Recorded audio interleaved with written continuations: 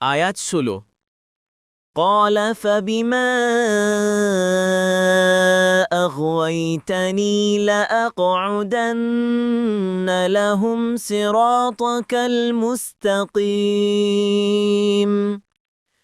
অনুবাদ সে বলল আপনি যে আমাকে পথভ্রষ্ট করলেন সে কারণে অবশ্যই আমি আপনার সরল পথে মানুষের জন্য বসে থাকব। 1 নং ফুটনোট তাফসির 1 নং ফুটনোটের বিবরণ রাসূলুল্লাহ সাল্লাল্লাহু আলাইহি ওয়াসাল্লাম বলেছেন শয়তান আদম সন্তানের যাবতীয় পথে বসে পড়ে, তার ইসলামের পথে বসে তাকে বলে তুমি কি ইসলাম গ্রহণ করবে এবং আপন দিন ও বাপদাদার দিন ত্যাগ করবে। তারপর সে নাফরমানি করে ইসলাম গ্রহণ করে। তারপর শয়তান তার হিজরতের পথে বসে তাকে বলতে থাকে তুমি হিজরত করে তোমার ভূমি ও আকাশ ত্যাগ করবে। লম্বা পথে মুহাজিরের উদাহরণ তো হলো ঘোড়ার মতো, কিন্তু সে তার নাফরমানি করে হিজরত করে।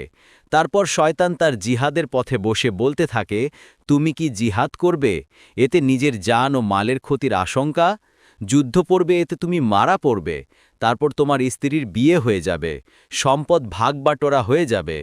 তাতেও সে শয়তানের নাফরমানি করে জিহাদ করে। তারপর রাসূলুল্লাহ সাল্লাল্লাহু আলাইহি ওয়াসাল্লাম বললেন যে ব্যক্তি এতটুকু করতে পারবে তাকে জান্নাতে প্রবেশ করানো মহান আল্লাহর জন্য যথাযথ হয়ে পড়ে।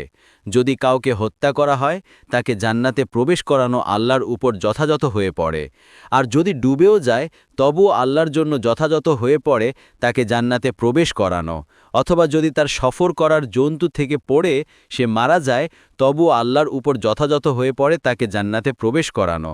মুসনাদ আহমদের 3 আয়াত 483 পৃষ্ঠা। পরবর্তী তাফসিরে যেতে ভিডিওটি শেষ হওয়ার পূর্বেই এই বক্সে ক্লিক করুন।